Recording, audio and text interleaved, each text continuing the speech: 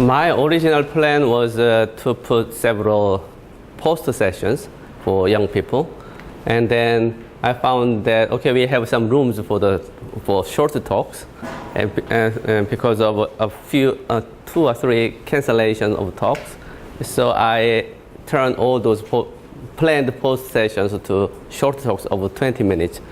So we have probably the last session of afternoon will be all those 20 minutes short talks. So probably you may meet more young people. And I also asked some postdocs and the students my students to give short talks. So now my plan of this short talk is to give you some background of those talks. Okay, so it's first, so diffusion with non-constant steady state is okay. If you let's consider these equations, then first you can easily see that constant state is a steady state of all this kind of equation, right? So it's a nonlinear advection equation, or if you have an equation in this form, or heat equation, or equation in this form, even if you have spatial heterogeneity here, so still constant is a steady state. If you if you have a nonlinearity of it like this, then you still have a constant state as a steady state.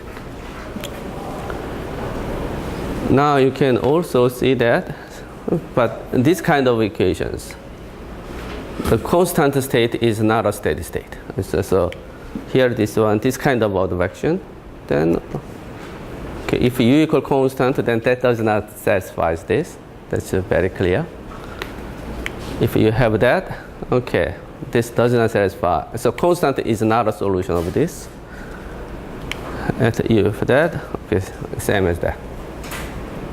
Okay, so if you want to consider some phenomena that gives you non-constant steady state, in particular driven by not this kind of reaction, but driven by a diffusion or advection, so I mean driven by migration, then I think the point is not the non-linearity is not the point. Spatial heterogeneity is the point to get the non-constant steady state as your steady state. So this talk is about that. And so in the sense of the biological, mathematical biology, when we are thinking about biological migration, I believe that the migration gives you non-constant steady state.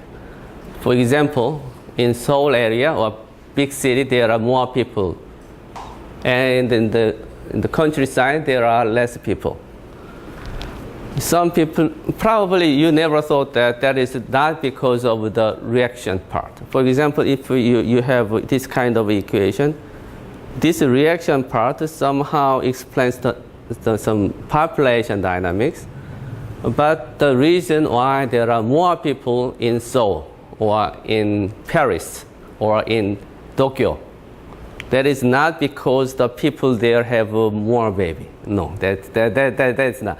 The people living in other area, they are coming to the big city. So that's why you have a heterogeneity or non-constant steady state. So if the migration gives you that kind of aggregation or these things, then okay, then spatial heterogeneity seems the main thing we have to understand. Okay, so one thing. Second, here, I talk about this kind of thing several times, but I still think this one is the essence of most of my recent works with my students and postdocs. That's random walk with spatial heterogeneity. So everybody knows what is random walk. So we are talking about random walk along some grid point. So let xi be the grid point. So let's this is xi, this point, xi plus 1. Let this xi minus 1. Then random walk means, okay, if a particle is at the place xi, then they jump to left or to right with the same probability. So, and I use xi plus 1/2. It's just the middle point. Okay, I'm sorry, this is not Laplacian. This is just a triangle. It means a small distance or a small time. So walking length, traveling time. Let U is the particle particle density at point xi, and the capital U. Okay, now that's the number of particles, not the density, but the number. Let's gamma be departing probability. So particle is here now. The gamma is of departing probability, and if they depart, they move to one of the two places. And in the most of the random walk, this departing probability is always 1. But in the biological sense, it don't need to be 1, right? If you like that region, okay, depart less. If you don't like it, your habitat, depart more. So, okay, we may consider this one not always 1, but in the random walk system, mostly that's 1. Now we want to consider the diffusion flux of this case. So if we consider just this point, xi plus 1/2, then we may think, okay, the particle that departed this one will move here and here, and just half of them. Here, just half of them. So if you compute the flux, then this is the number. Since U is the density, multiply that, then this is the number of particles. Now that's the number of particles. Now this is the departing probability. So this amount is depart, and half of them cross in this direction during this amount of time. So this is the flux in this direction. Now this is the flux in the other direction. So this is the net flux. Now then this one can be estimated like this. So divide by that, multiplied by the same number. Okay. Now if you look at that, that value looks like the derivative. If so, delta x is small enough, this one is very close to the derivative. So for the multidimensional case, okay, we may approximate this one using this derivative form. Now, if you write this flux using the in terms of the partial differential equation, then you may write like that. When I thought about this one, I was very, very confused which one is the correct way. Okay, now I started to think about this one about 5 years ago. Now I'm relatively convinced. This one somehow will explain to you some heterogeneity of random walk. So many cases people consider this delta x, delta t, they are constant in space. Then okay, you can take them out. If they are not constant, if they have some spatial heterogeneity in delta x and delta t, these things should stay there. So that's the point. Then in this way, we may obtain some spatial heterogeneity. Now what I want to show you is some kind of Monte Carlo simulation of this kind of random walk. Okay, so this is the result. Okay, first I want to explain you what I did. So this is the two-dimensional domain. Now at each point x, I assigned delta x, delta t with different value. So delta x, delta t is not constant, but small enough in this region. And then I put a lot of particles, like 1 million or 10 million particles, put there, and then let them walk very, very, very long time, and then draw their density after long, long time.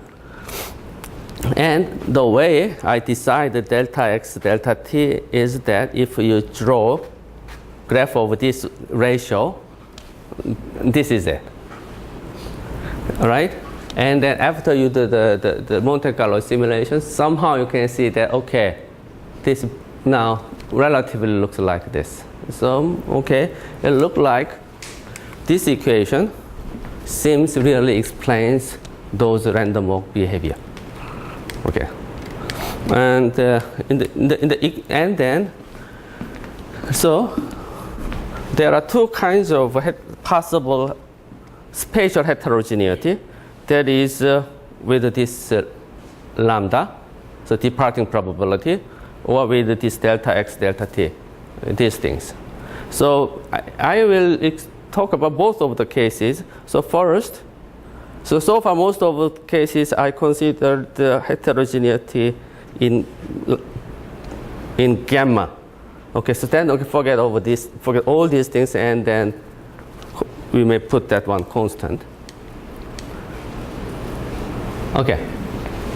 Now for the biological sense, considering gamma as a departing probability in some way to give starvation-driven diffusion seems very useful. That's it. And first, we can consider that kind of departing probability in the context of biological sense from this kind of logistic equation. So if you consider this logistic equation, I mean this M, so U is the population density. Now this M or this M, okay, that's we call carrying capacity or amount of the resource. So finally mostly use this one, but this one is also equally useful and important. And it is, if M is not constant, then that means, okay, there are more food here, there are less food here. So I consider this M like food or resource or food. So in this context, what I do is, if this part is negative, population decrease. If this part is positive, population increase. Somehow, if this one has a good high positive value, probably that place is has enough resource to prosper. And so somehow, from in this context, departing probability will be, I want to consider departing probability as a function of this one. Okay, anyway, so random case usually gamma equal 1. In biological context, we consider this departing probability may as a function of population and resource. And if these two are satisfied, that means if there are more people, more population, you want to live more. Or if there are more food, then you want to stay. Okay? If these are satisfied by this gamma, then probably we may call that diffusion as a starvation-driven diffusion. If you're starved, then you want to live. So that's the idea. And also you may consider this kind of ratio, U over M, as a starvation measure. You can clearly see that if that's a large number, then there is no enough food, so probably you want to leave. With a small number, you want to stay. So we consider this starvation measure. So if this gamma is not just is now a function of this ratio only, and its gamma is an increasing function, you can easily see that that's also starvation-driven diffusion. So our diffusion is in a diffusion equation form is now written like that. So spatial heterogeneity now is involved inside here. Okay, so this is my diffusion. Then, okay, I want to use this diffusion in many different places and then try to obtain something good. That's the purpose.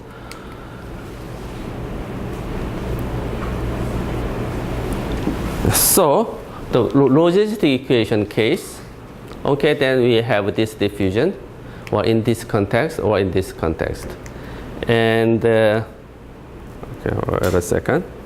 I did not mention that. So this paper is some kind of a modeling paper to introduce this kind of idea. And Eunju is a biologist. And okay, first we put this one in a single equation, single species case, and here, and they try to develop almost the same theory when you have this one as a linear diffusion. But we can develop similar theory even if we have this kind of diffusion. And this single equation case is with Oh Sang-kwon and Fang Mi, and that's some time ago.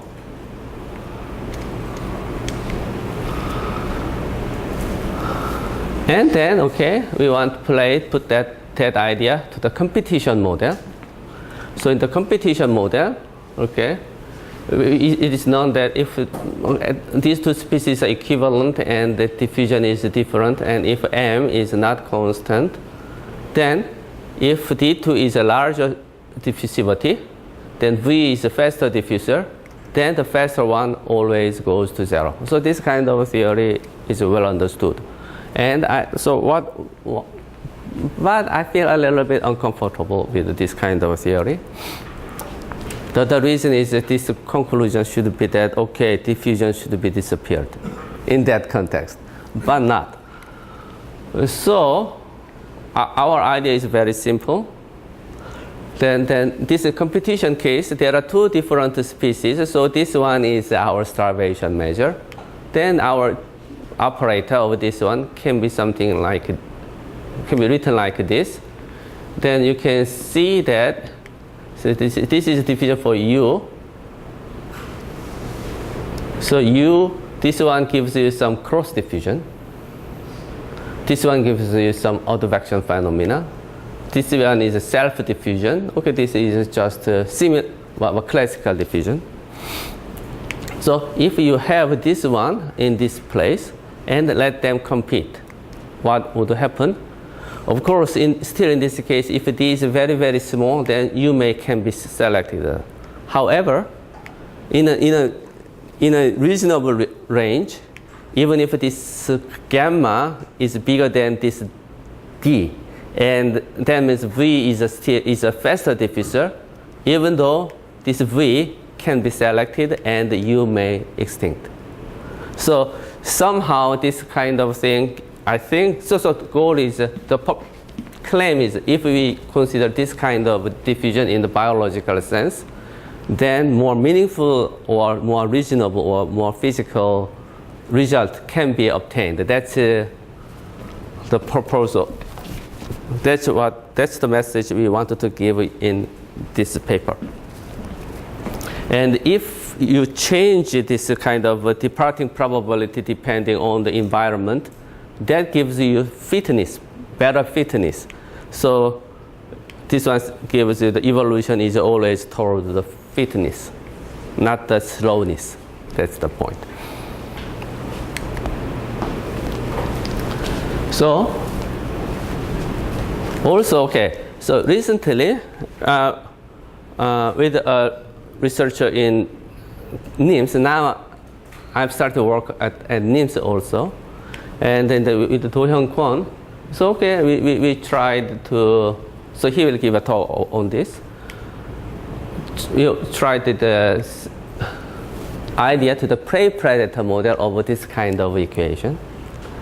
And so if this kind of diffusion is a better strategy, then that should give you what?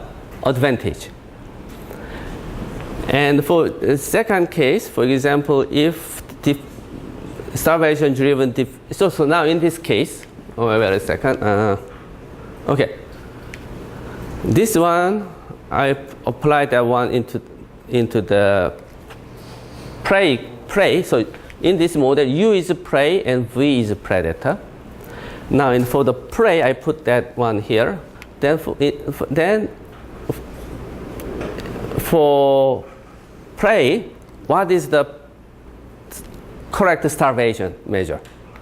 Then since this one is the reaction term, if you consider as something like this, then that's the correct starvation measure for the prey. Then put that down here and then consider the, so this is a steady state solution, and then study this one. Then here you can see, so the conclusion is something like this. In this equation, these two species may coexist depending on parameter A and B.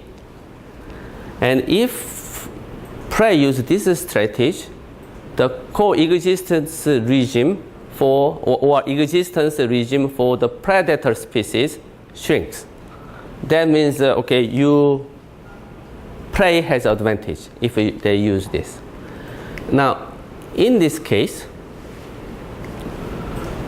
for the predator, this one is the reaction term, so this is starvation. So not exactly starvation, but that kind of measure. Then the coexistence regime depends on this parameter A and B. For the prey, so this one is applied to the predator, but the coexistence regime for the prey expands. So what that means? That means, so we somehow want to understand that phenomena like this. If, what is the advantage of the predator?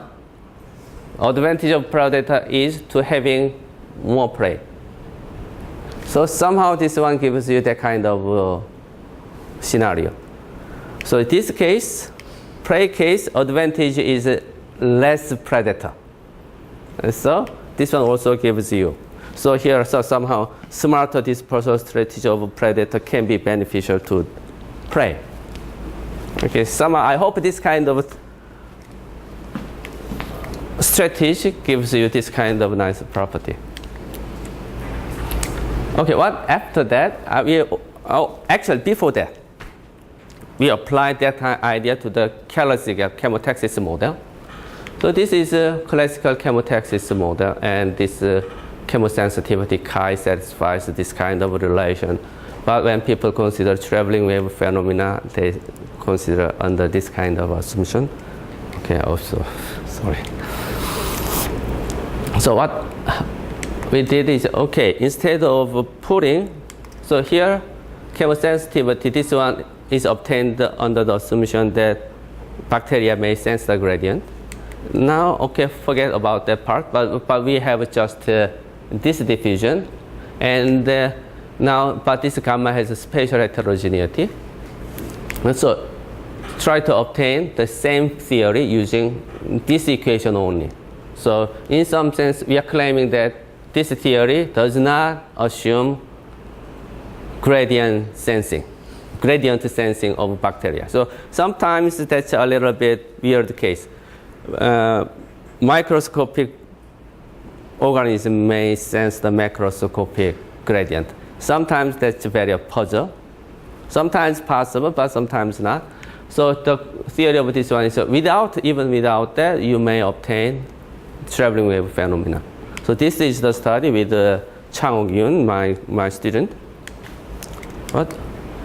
And then also, this one, previous one is traveling wave phenomena, and this one is aggregation phenomena. And the aggregation phenomena, we still use same first equation, but the second one is now different. This one is now production. Previously, this one is consumption, so food, so they eat food. Now this one is production, so M is not food anymore here. It's a kind of pheromone, chemical, or signal chemical. So they produce, and it's a degradation. So in this case, gamma is not a function of ratio, but the gamma is a function of M only. So that's not exactly starvation-driven diffusion, but it's driven by this M. And M has spatial heterogeneity, so okay. With that, then somehow we may obtain some kind of aggregation phenomena using from this kind of equation, and the Chang-Yun will talk more detail about this. And this is different story. Now instead of considering gamma, we want to consider delta x. Okay? So when we do the random walk is just basically choosing a place. Now in the biological sense, random walk can be choosing food instead of a place for the biological sense. So to have that kind of thing in the model, what I do is, okay, let's use different metric depending on food. So we call this one is the metric of food. And then if this is the metric, then and the constant distance in this metric is, when we return to the Euclidean space, that's proportional to m. So walk length delta x should be proportional to m. So this one is the corresponding diffusion equation. So if you use this in this metric space, that's the original usual linear diffusion, but we return to the Euclidean space, then this is the diffusion. Then we can consider this kind of equation, then try to explain the traveling wave phenomena or some other phenomena using this one. So that's what Dr. Sono Choi did, so he will also give a talk on this. Now this is the last slide. So some time ago, Professor Mimura asked me to consider some microscopic macroscopic model and their limit. But okay, but at the time I did not have a clear idea, and when I started to work at NIMS, and Bom-Jun Choi, he had some experience, so we tried this. And he's going to also talk this afternoon. So the idea is suppose there are two species and one species, but two phenotypes. And one has a smaller diffusivity and the other has a larger diffusivity. They are mixed together, and depending on the environment, one species is transformed to the other species depending on the environment, and that kind of a transition may give you this kind of diffusion. That's the thing. So let this one. So basically, we consider kinetic model of the microscopic level, and then take the limit. So this one is the so that kind of a thing is called the diffusion limit, which is very classical. And the n-dimensional case, okay, we have this equation.